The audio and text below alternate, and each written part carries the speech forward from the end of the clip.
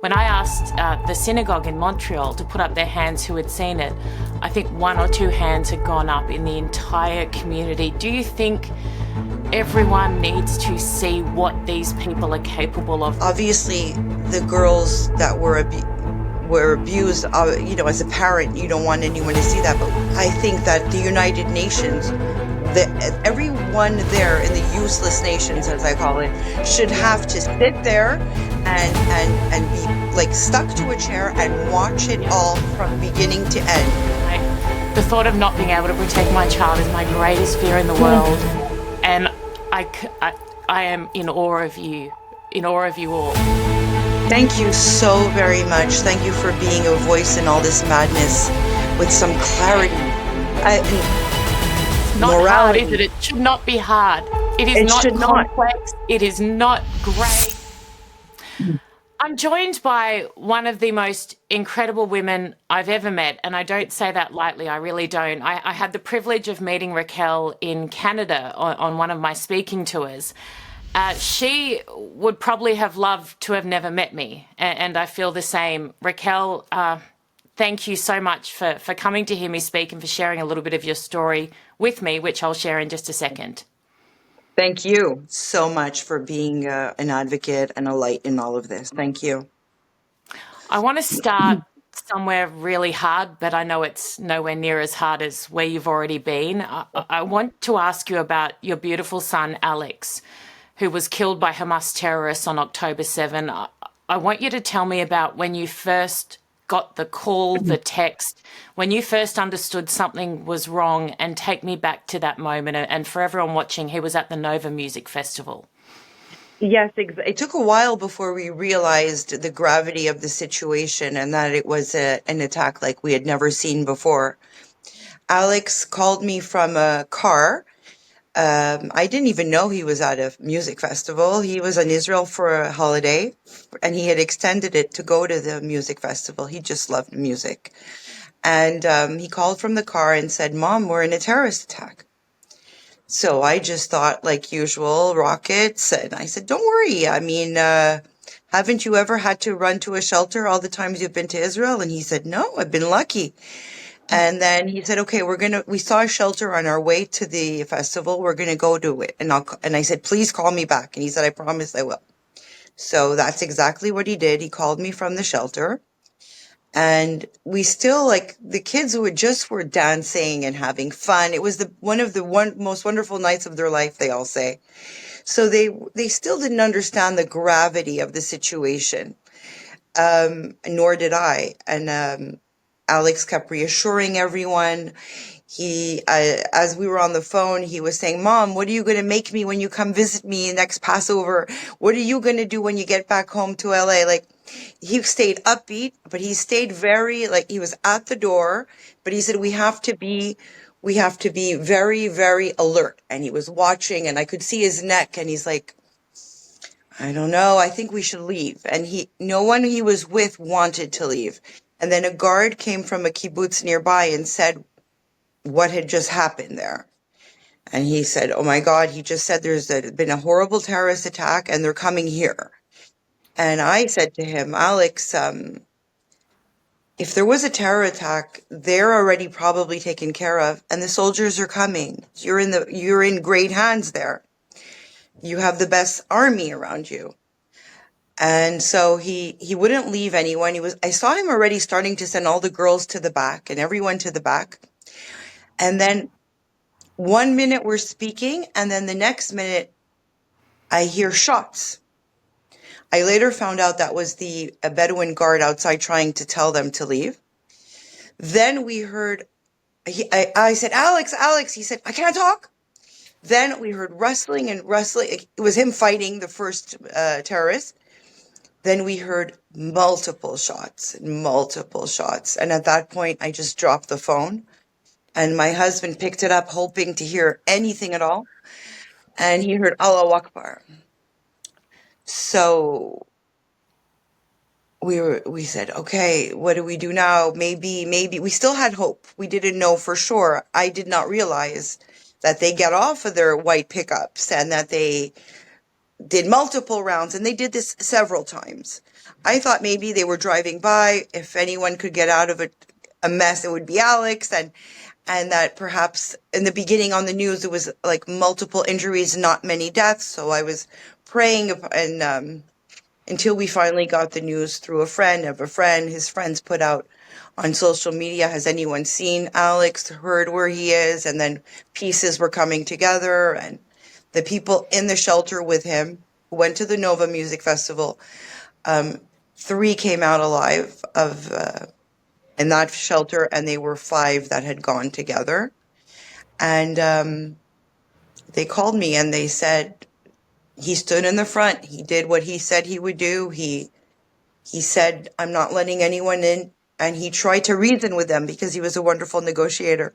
And he used whatever Arabic he knew. And he said, khalas, khalas. We could hear that in the audio, which means stop, stop. And he even disarmed the first one, they said. But the cowards that they are, they shot him right away. And then grenades were thrown. And he got most of the grenades and the shots from because where he positioned himself. There's vision of him standing outside that bomb shelter that I watched with you and your husband in Canada. And it's one of the most powerful things I've seen, just the way he was standing and the way his shoulders were back and he was braced. And it just, you must be so immensely proud of how strong he was to the end and how brave he was. And you nail it when you say how cowardly they were. Exactly. I mean, they didn't have anything on them. It was a festival for peace and love. They were drinking. They were probably, doing all kinds of things that, young people do at a festival. And they weren't allowed to have anything, not even a pocket knife. So these monsters came along, and it's a massacre. I mean, you've seen the raw footage. I believe you had mentioned they filmed themselves doing it. They took great pleasure in doing it. That's what one of the survivors of Alex's shelter said. They came back and they were elated. And then I have to hear, like, almost the same day or the day after, the denial of what had happened, and the world all of a sudden being literally upside down. And I've even heard people tell me, oh, the IDF killed your son. I mean, own it. They owned it. They filmed themselves doing it. They were happy. They celebrated it. That's what, I mean, the whole thing, I will never comprehend the world's reaction to this, but you've just said something, I haven't heard it said like that before. They owned it.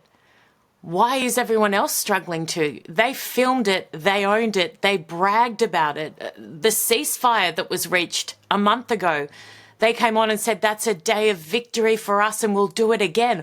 How could anyone else deny it when they filmed it, they own it, they celebrate it?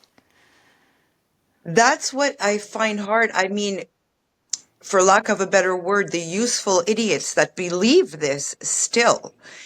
It's mind-boggling. Like, we did not, they didn't do anything wrong. And you see the state of the hostages coming back. I mean, you took hostages in. They all celebrated the hostages coming in. They spit on them, they hit them, and they did that on their way out as well. So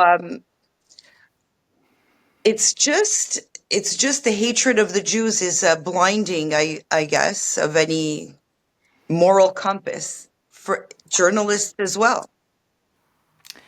What's been, and this might seem like a really silly question, and I don't know, what's been harder for you and you and your family, losing your son or the way in which the world has reacted to how he died and why he died and the people who killed him?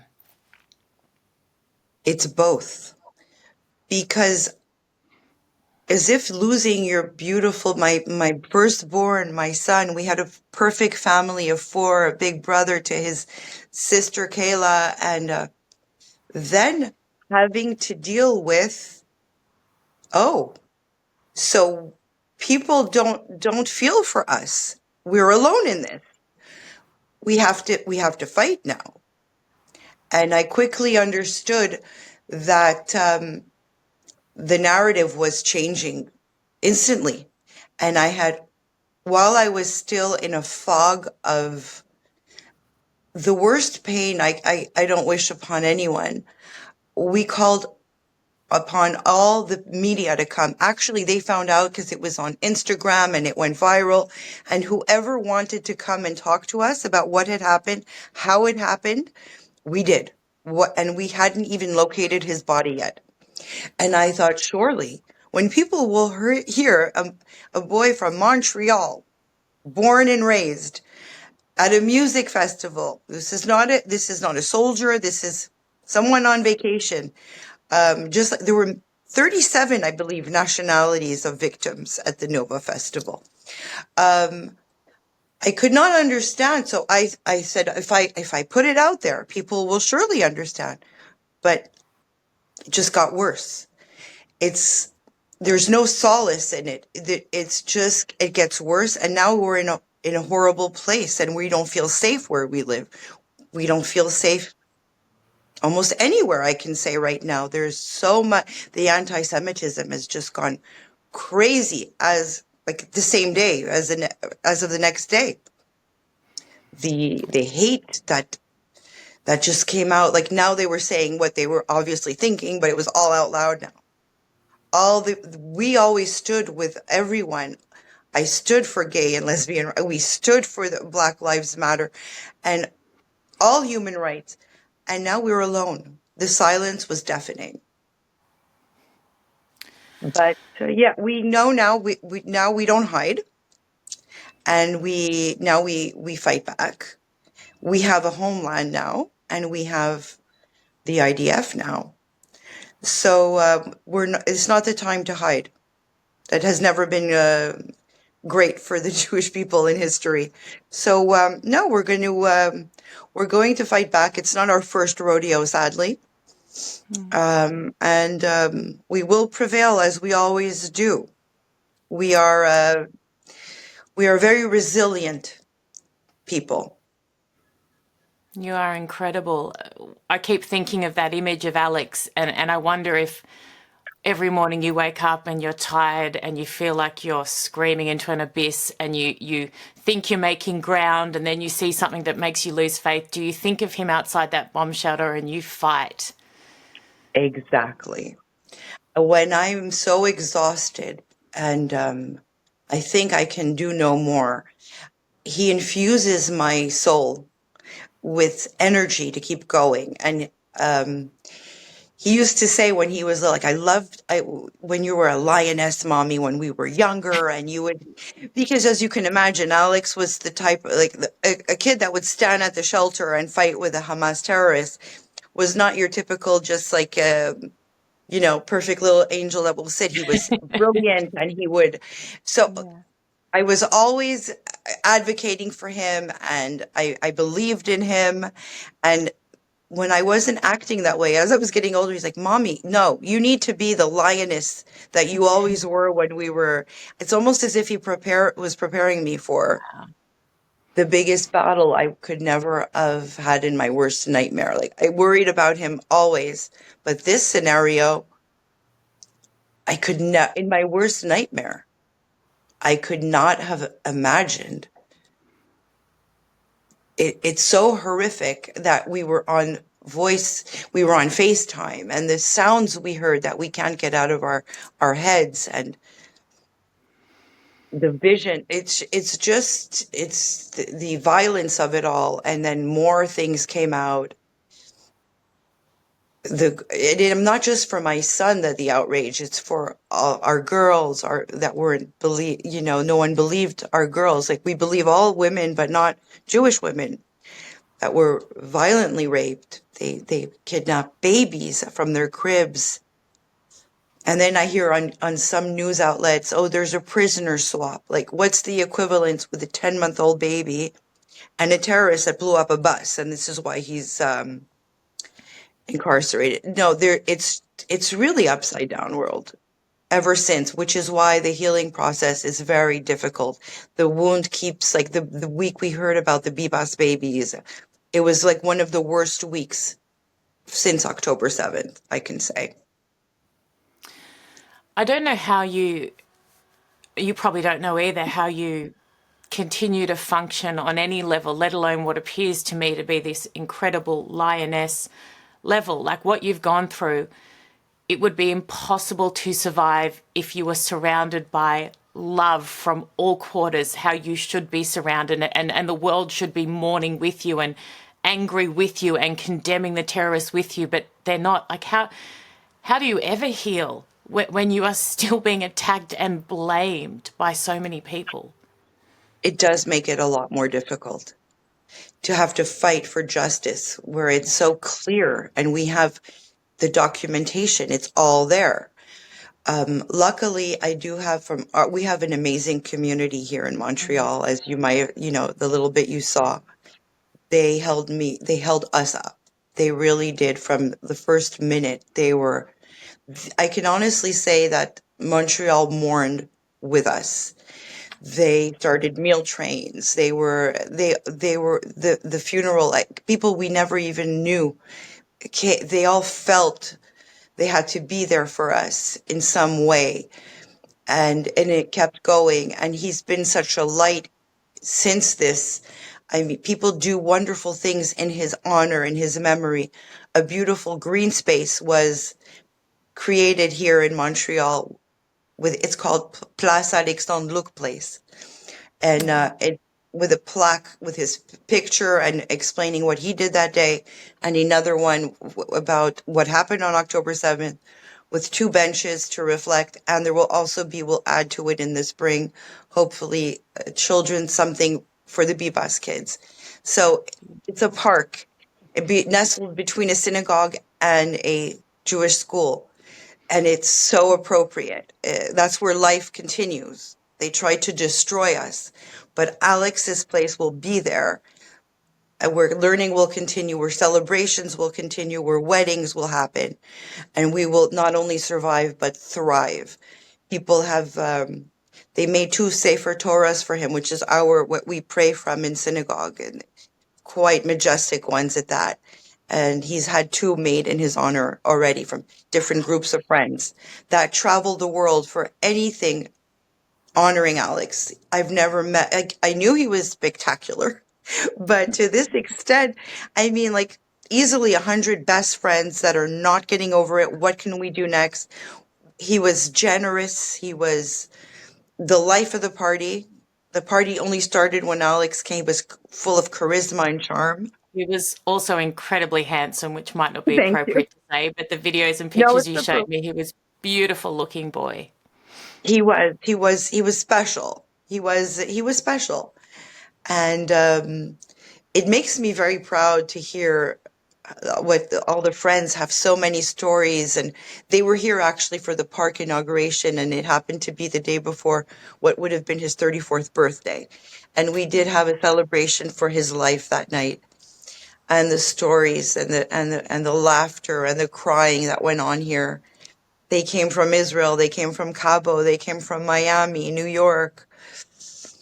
There we have a band of brothers that are here for us, and we know that they're here for us.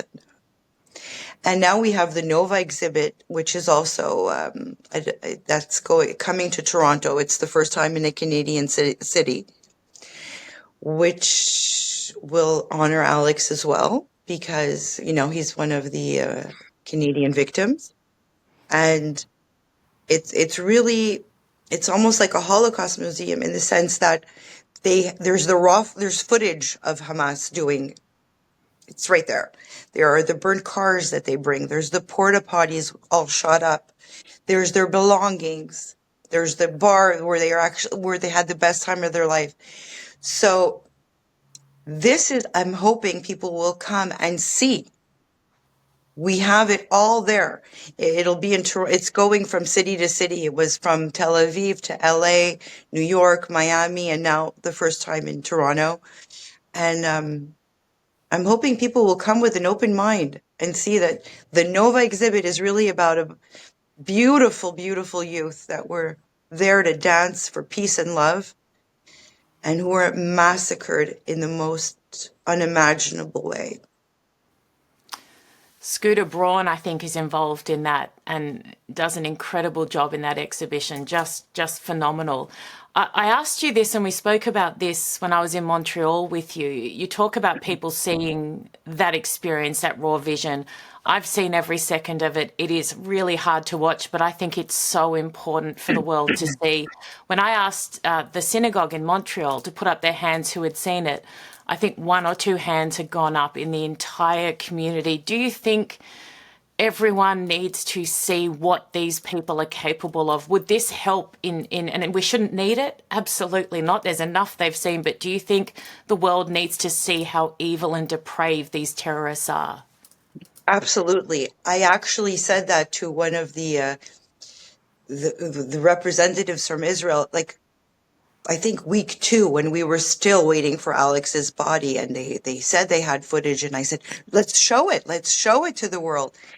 And they said, it's really rough. We are editing it. We're showing it like an edited version to some journalists and select few. But I was like, why? Obviously, the girls that were abused, as a parent, you don't want anyone to see that, but you can blur certain things. There's ways for people to see all of it. I think that the United Nations, everyone there in the useless nations, as I call it, should have to sit there and be like stuck to a chair and watch it all from beginning to end. It's infuriating, actually. I think every journalist needs to see it. The world needs to see it. It may be in Times Square. It needs to be going on and on and on. It needs to be in their face. I mean, we have pictures of girls that were obviously, their bodies were in positions that are obviously not a normal way to find someone. You could see it, there's pictures of it, and still the denial is there. So you got to put it in people's face. Let's do it. I'm all for it. I agree entirely. I want to thank you so much. Something you said to me when we were talking was, we know the names of most of the hostages, and absolutely, because we was trying to get them home, and we still are. But there were so many killed at the Nova Music Festival and elsewhere that the world doesn't know all their names, and the world should know all their names. And I also mentioned to you, in some cultures, they say people die twice, once when they take their final breath and the second time when you stop saying their name. And I have that mentality when it comes to my dad over and over. I love talking about him. I love hearing about all his friends coming to visit you and talking about him. And I love you coming on this show now and keeping his beautiful memory alive. And I promise I want to catch up with you every year and keep his memory alive, talk about how incredible he was, You're and wonderful. keep him alive. No, you are. I think I said to you, the thought of not being able to protect my child is my greatest fear in the world, and I am in awe of you, all. Thank you so very much. Thank you for being a voice in all this madness with some clarity. And it's not morality. hard, is it? It should not be hard. It is not complex. It is not grey. It is no. There's some things that can be gray, but this is really good versus pure evil. Absolutely. You are a hero, and I thank you for not giving up, which you have every right to do, and you should just, but you don't. You fight for him, and he would be so immensely proud of you. I can feel that. So thank you. Sending so much love, and I can't wait to see you again. Hostages. We fight for him, our hostages, and Israel to the very end. You are beautiful. They are lucky to have you. Love you, Erin. Thank you, my love.